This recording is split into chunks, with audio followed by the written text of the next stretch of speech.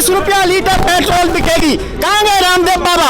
30 रुपया लीटर बिकवा रहा है, आज 90 रुपया लीटर बिकवा रहा है वही रामदेव बाबा जो 30 रुपया लीटर बोलता था पेट्रोल को। दुनिया की कानून बना रहा है, एक कानून ये नहीं बना सकता। ये उसी गुजरात से आता है जहां सरदार पटेल ने आरएसएस को देश के लिए खतरा बताया, आरएसएस पर बैन लगाई, बरडोली सत्याग्रह किया। आज किसानों की बात मानने में प्रधानमंत्री को शर्म किस बात की आ रही है? कानून वापसी ले लेता, सब किसान अपने अपने घर में जाते। कि वो दीप सिद्धू और उनके जो तमाम साथी थे जिन्होंने किसान आंदोलन को कमजोर करने की कोशिश की, जो देश के किसानों को बदनाम करने की कोशिश की, जिन्होंने सिख समुदाय को एक बार फिर लड़वाने की कोशिश की, जैसा इन्होंने 1947 के समय किया था। कौन से पत्रकार की बात कहते हैं? रजत शर्मा जैसे पत्रकारों की, जो पद्म सम्मान की दलाली करता है वाई+ सुरक्षा के लिए, क्रिकेट के टूर्नामेंट में मेंबर बनने के लिए, जो नेहरू म्यूजियम में मेंबर बनने के लिए। इनका जमीन मर गया जब 2.25 आंख वाला बाबा रामदेव से कहता था, बच्चों 200 रुपये का सिलेंडर चाहिए कि नहीं, 25-30 रुपये पेट्रोल चाहिए कि नहीं। ये राष्ट्रपति नहीं है, ये रबर स्टंप है मोदी जी का। राष्ट्रपति को कभी प्रधानमंत्री के आगे हाथ नतमस्तक होते देखे हैं? राष्ट्रपति और उपराष्ट्रपति दोनों नतमस्तक होता है, ये राष्ट्रपति है ही नहीं। राष्ट्रपति पद की गरिमा क्या है राष्ट्रपति को पता है?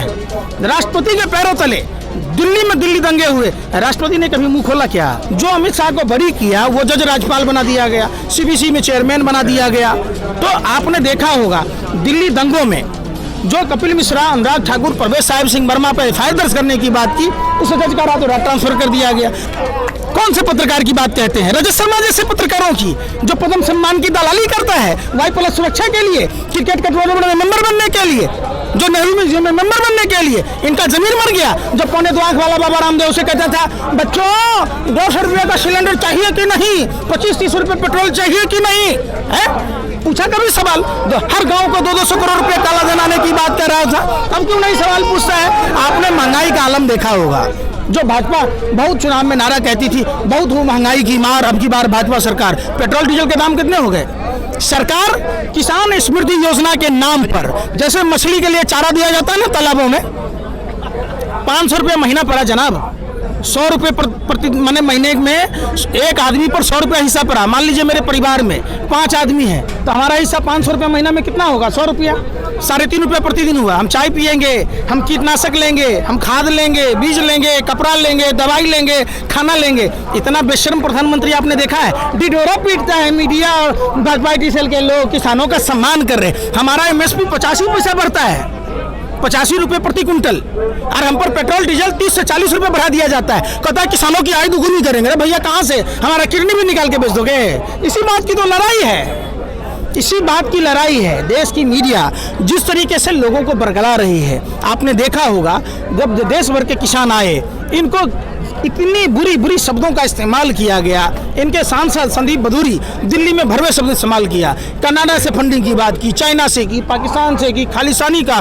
कहाँ से भैया? आपको किसने अधिकार दिया है? देश आपके बाप दादाओं की बाप की जागीर है, जिसको जो मन होगा कह दीजिएगा।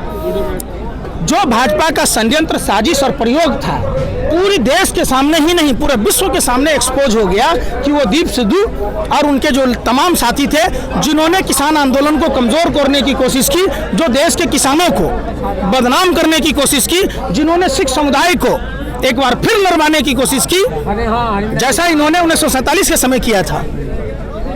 समझे ना? ये कोशिश बेनकाब हुई और किसान, पूरा किसान, देश भर का किसान अपने हक की लड़ाई ले रहा है। 103 साल पहले राष्ट्रपिता महात्मा गांधी बिहार के चंपारण से सत्याग्रह किया था बैरिस्ट्री छोड़कर, कॉन्ट्रैक्ट फार्मिंग के विरोध में। ये उसी गुजरात से आता है, इसको शर्म नहीं है? ये उसी गुजरात से आता है जहां सरदार पटेल ने आरएसएस को देश के लिए खतरा बताया, आरएसएस पर बैन लगाई, बरडोली सत्याग्रह किया। आज किसानों की बात मानने में प्रधानमंत्री को शर्म किस बात की आ रही है?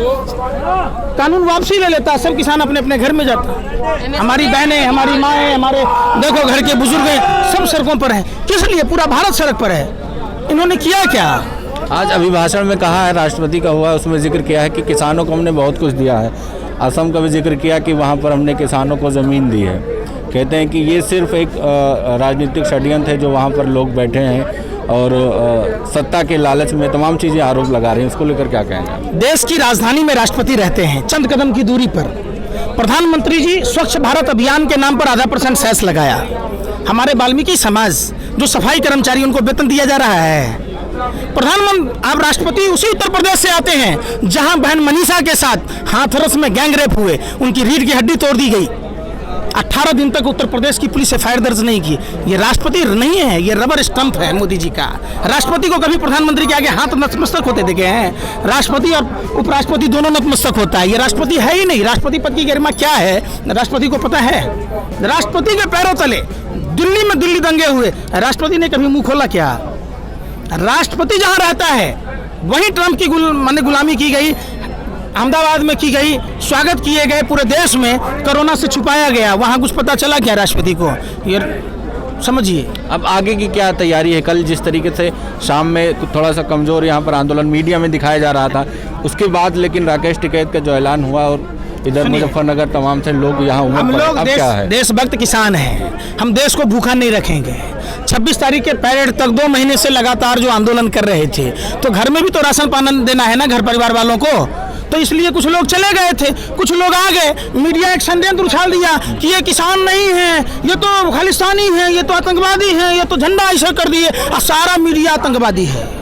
कौन है? बम फोड़ना ही आतंकवाद। तबलीगी जमात आपने देखा था ना, सुना था ना, कोरोना जिहाद, कोरोना बम, तो कौन था भाई?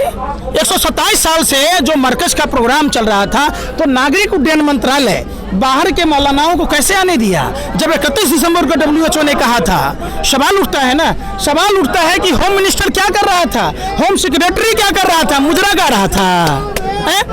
जहां कोरोना का संज्ञान लेना था, कोरोना को आपदा में, ये तारीपार गिरी मंत्री, इतना बड़ा तारीपार कौन होता है? जो समाज में रहने लायक नहीं होता है। जज लोया हत्याकांड का पता चला कि जज लोया किस परिस्थितियों में, जो अमित शाह को बरी किया वो जज राज्यपाल बना दिया गया, CBC में चेयरमैन बना दिया गया। तो आपने देखा होगा दिल्ली दंगों में जो कपिल मिश्रा, अनुराग ठाकुर, परवेश साहिब सिंह वर्मा पर एफआईआर दर्ज करने की बात की, उसे जज का रातों रात ट्रांसफर कर दिया गया।